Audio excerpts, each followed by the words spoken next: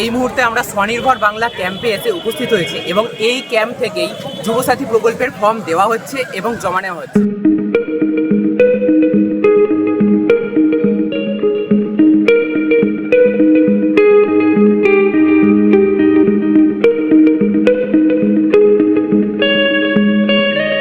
আমরা এই ভিডিওতে এখান থেকে ফর্ম নেব এবং ফর্ম নিয়ে ফিল আপ করে সেটাকে জমা দেবো। তো পুরো প্রসেসটা আপনাদের দেখাবো যে কীভাবে এখান থেকে ফর্ম নিচ্ছি, কীভাবে ফিল আপ করছি, কীভাবে জমা দিচ্ছি। তো সমস্তটাই আপনারা এই ভিডিও থেকে দেখতে পারবেন। আর এখানে একটা বড় ব্যানার লাগানো হচ্ছে, দেখতে পাচ্ছেন যে কবে থেকে ক্যাম্প হবে। আজকে 15 তারিখ, আজ থেকে কিন্তু ক্যাম্প শুরু হয়ে গেছে। 15 থেকে 26 তারিখ পর্যন্ত, 26 ফেব্রুয়ারি পর্যন্ত কিন্তু ক্যাম্প বসবে। প্রতিদিন 10টা থেকে বিকাল 5টা পর্যন্ত ক্যাম্প বসবে। আপনারা কিন্তু সবাই এই ক্যাম্পে আপনাদের এরিয়ায় আপনারা দেখতে পারেন আপনাদের এরিয়ায় কোথায় ক্যাম্প বসছে। আমি অলরেডি ভিডিও দিয়েছি, কীভাবে দেখবেন, চেক করবেন, সেই ভিডিও দেখতে পারেন। এবং আপনাদের এরিয়ায় যে ক্যাম্প বসছে সেখানে গিয়ে আপনাদের কিন্তু ফর্ম জমা দিতে হবে।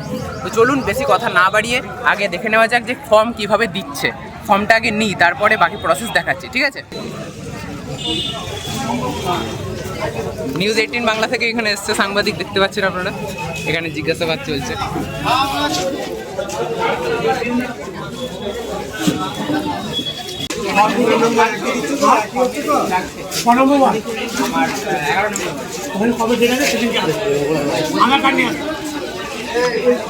এখানে প্রতিটা ওয়ার্ডের আলাদা আলাদা করে দিন দেওয়া হয়েছে। আপনারা যদি পঞ্চায়েত থেকে হন তাহলে কিন্তু আপনাদের আলাদা আলাদা দিন দিতে পারে। তো এখানে লিস্ট নিয়ে দিয়েছে, আমরা লিস্টটা দেখবো যে কবে কি দিন দিয়েছে, যাতে ভিড়টা কন্ট্রোল হয়, সেই জন্যই কিন্তু আলাদা আলাদা ডেট করা হয়েছে। চলুন দেখা যাক। অনেকেই ভাবছেন যে রেজিস্ট্রেশনটা আবার কি। তো এখানে রেজিস্ট্রেশন সেরকম কিন্তু বড় কিছু নয়। ফর্ম আপনি নেবেন এখান থেকে, পাশের একটা টেবিল বসেছে, সেখানে কিন্তু আপনারা রেজিস্ট্রেশন করে নিতে পারবেন। সেখানে ল্যাপটপ নিয়ে একজন বসে রয়েছেন, আপনাদের ভিডিওতেও দেখিয়েছি। তো তিনিই কিন্তু রেজিস্ট্রেশন করে আপনাদের একটু ফর্ম দিচ্ছেন। তো সেই ফর্মটাকে আপনাকে ফিল আপ করতে হবে। দুয়ারে সরকার রেজিস্ট্রেশন নম্বর ছাড়া আপনি যদি ফর্ম জমা দেন তাহলে কিন্তু আপনি টাকা পাবেন না, আপনার ফর্মটা কিন্তু ক্যান্সেল হবে। তো সেই জন্য আপনারা এখান থেকেই ফর্ম নেবেন, এখানেই জমা করবেন। এখান থেকে দুয়ারে সরকার রেজিস্ট্রেশন নাম্বারটা আপনাকে প্রিন্ট করে দেবেন। এটা হচ্ছে সব থেকে বড় ব্যাপার, যেটা কিন্তু আপনি বাড়ি থেকে যদি প্রিন্ট করে আনেন সেক্ষেত্রে হবে না। আপনার দুয়ারে সরকার রেজিস্ট্রেশন নাম্বার কোথায় পাবেন, তাই না? তো সেই জন্য এখানে বসেতে ল্যাপটপ নিয়ে আরেকবার আমি দেখিয়ে দিচ্ছি।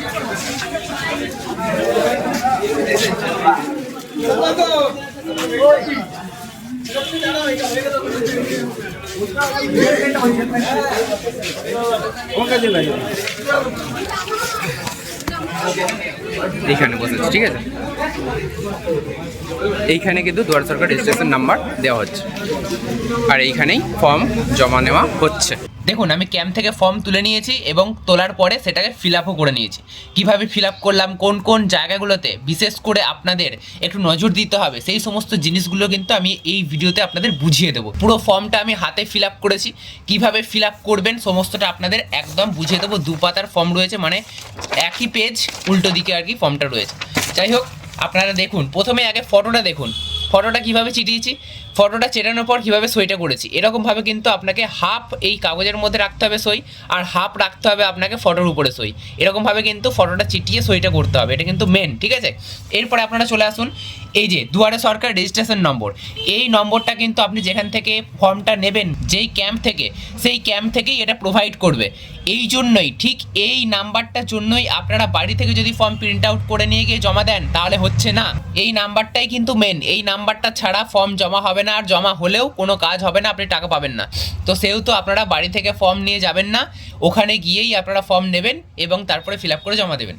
তারপরে দেখুন, আধার নম্বর দিতে হবে আপনাদের। আমি এখানে আধার নম্বর লিখে দিয়েছি। লাস্টে এগুলোকে কাটা কাটা রেখেছি, কারণ একটাই, এগুলো তো পার্সোনাল ডকুমেন্ট। এই ডকুমেন্টের নাম্বারগুলো সরাসরি ইউটিউবে দেখানো যায় না, তো সেই জন্য এগুলোকে আমি কাটা কাটা রেখেছি। আপনারা আবার রাখবেন না, আপনাদের যেটা আধার কার্ডের নম্বর পুরোটাই লিখবেন, ঠিক আছে? এরপরে আমি আমার নামটা লিখে দিয়েছি, দেখতে পাচ্ছেন যেরকমভাবে লিখেছি আমার নাম কিন্তু আমি এখানে লিখে দিয়েছি। এরপরে আমার যে মোবাইল নাম্বার সেটা আমি এখানে লিখে দিয়েছি। তারপরে দেখুন, আমি এখানে জেন্ডার, আমি মেল, পুরুষ না মহিলা সেটা এখানে আমি লিখে দিয়েছি, পুরুষ, সেই জন্য এখানে টিক দিয়েছি। এরপরে আমার ডেট অফ বার্থ আমি এখানে লিখে দিয়েছি।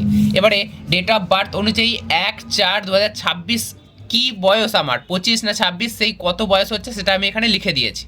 এবারে আপনারা যদি এটা বুঝতে না পারেন যে আপনাদের কত বয়স হচ্ছে এই তারিখ অনুযায়ী, এই তারিখ 1/4/2026 অনুযায়ী, তাহলে আপনারা গুগল করবেন, গুগলে গিয়ে লিখবেন যে এজ ক্যালকুলেটর, সেখানে গিয়ে আপনাদের ডেট অফ বার্থটা লিখবেন আর এই ডেটটা দেবেন, তাহলেই কিন্তু এই আপনাদের যে কত বয়স সেটা কিন্তু বেরিয়ে আসবে।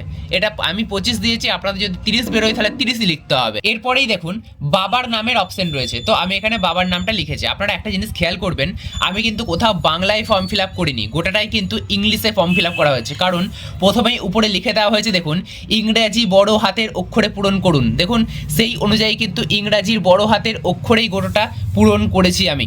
এরপরে মায়ের নাম বলা হয়েছে, মায়ের নাম আমি লিখে দিয়েছি। এরপরে দেখুন স্বামী বা স্ত্রীর নাম বলা হয়েছে, যেহেতু আমার নেই সেহেতু আমি এই জায়গাটা ফাঁকা রেখে দিয়েছি। তারপরে দেখুন কোন কাস্টের আপনি অন্তর্গত, এসসি, এসটি না ওবিসি, তো আমি জেনারেল যেহেতু তাই এই ঘরটা পুরোটা ফাঁকা রেখে দিয়েছি। যদি আপনি এসসি এসটি হন তাহলে এর উপরে টিক দেবেন, টিক দেওয়ার পরে আপনাদের যে কাস্ট সার্টিফিকেট নম্বর, সার্টিফিকেট যে লেখা থাকবে সেটা, তো সেইটা আপনারা এখানটায় লিখে দেবেন, ঠিক আছে।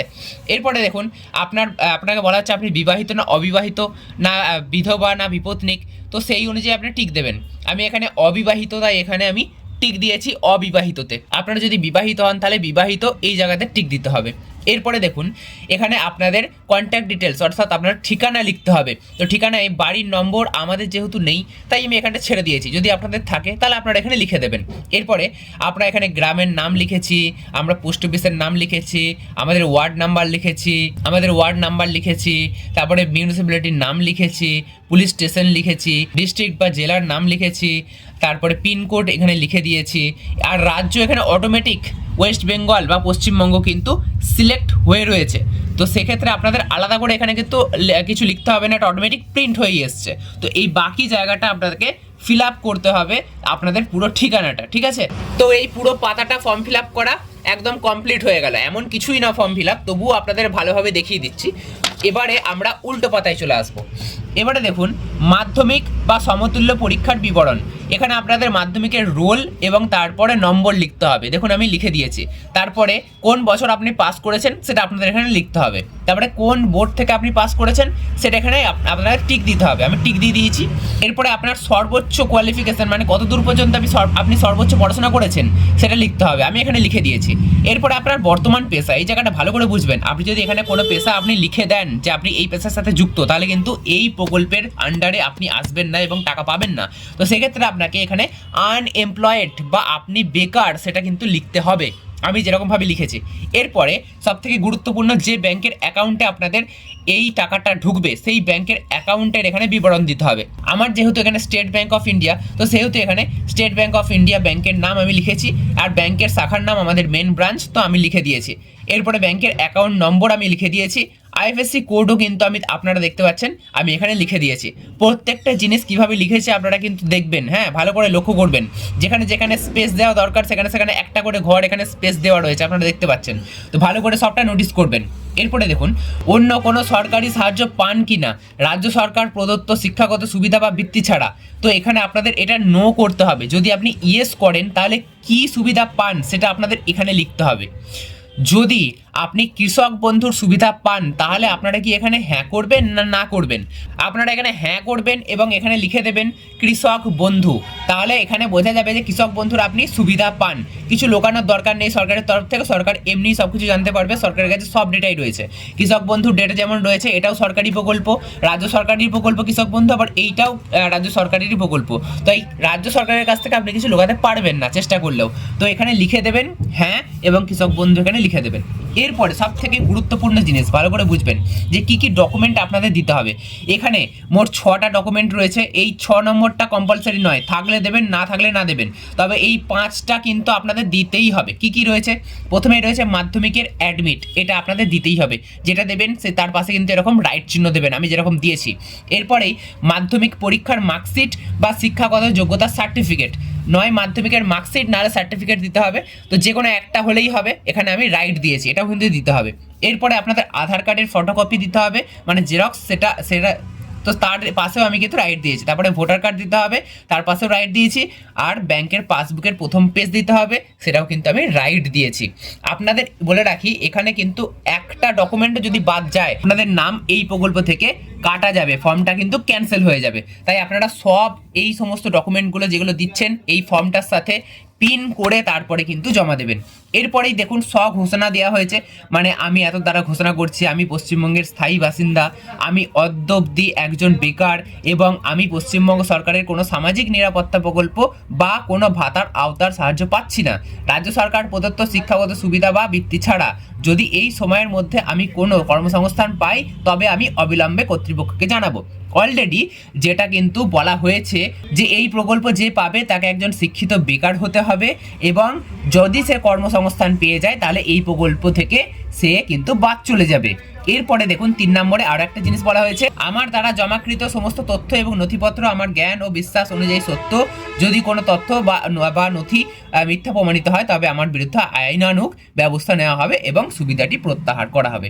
তো এইগুলো আপনাকে ঘোষণা দেওয়া হয়েছে, এর নিচেই আপনাকে এখানে সই করে দিতে হবে। সই করার পর বাঁদিকের তারিখের উপরে কিন্তু তারিখ লিখতে হবে, ঠিক আমি যেরকমভাবে লিখে দিয়েছি। এরপরের পার্টটা দেখুন, ভালোভাবে দেখবেন, এটা কিন্তু অ্যাকনলেজমেন্ট, মানে এটাকে আপনাদের ছিঁড়ে আপনাদেরকে দিয়ে দেওয়া হবে।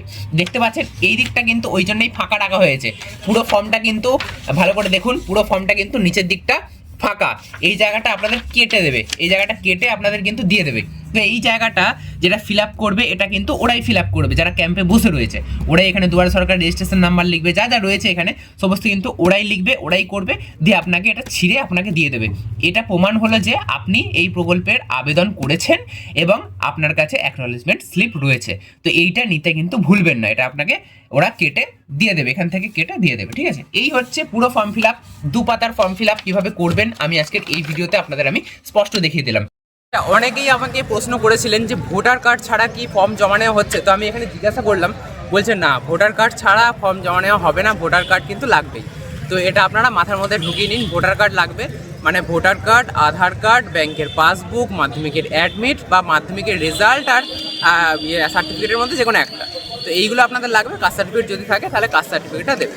এগুলো কিন্তু মাথায় রাখবেন। যা যা প্রশ্ন করেছিলেন মোটামুটি আমি জেনে নিয়েছি এই ক্যাম্প থেকে, তো আপনাদের জানিয়েও দিলাম। এখান থেকে আমি যে ডিটেলসগুলো জানতে পারলাম তার মধ্যে সব থেকে অন্যতম হচ্ছে আপনি যদি বাড়ি থেকে ফর্ম প্রিন্ট আউট করে আনেন, যেটা অনলাইনে চলছে ঘুরছে আমরা দেখাচ্ছি, তো সেই প্রিন্ট আউট কিন্তু এখানে গ্রহণযোগ্য হচ্ছে না। আমি এই মাত্র দেখলাম একজন নিয়ে এসেছিল ফর্ম ফিল আপ করে একদম বাড়ি থেকে সাজিয়ে গুছিয়ে এসে জমা দিচ্ছিল, নেয়নি, তাকে কিন্তু আবার নতুন করে ফর্ম দিয়েছে, সেই ফর্মটাই মানে এখান থেকেই ফর্ম নিতে হবে, এখানেই ফিল আপ করতে হবে, এখানেই জমা দিতে হবে, এটাই কিন্তু রুলস, ঠিক আছে। তো এই রুলস আপনাদের মানতে হবে। এখান থেকে ফর্ম কীভাবে নেবেন, ওই যে বললাম আধার কার্ড এখানে শুধু দেখাতে হচ্ছে, আধার কার্ডে আপনাদের বয়স দেখবে, বয়স দেখে আধার কার্ড দেখে আপনাদের কিন্তু ফর্ম দেবে। তো সেই ফর্মটা পেয়ে আপনারা দেখতে পাচ্ছেন যে আপনাদের দেখালে একটু সব ফর্ম ফিল আপ করেও দিচ্ছে, আপনি নিজেও করতে পারেন। তো যাই হোক, আপনি যেটা ভালো বুঝবেন সেটা করবেন। তো ফর্ম ফিল আপ করে আপনাদের এখানে জমা দিতে হচ্ছে।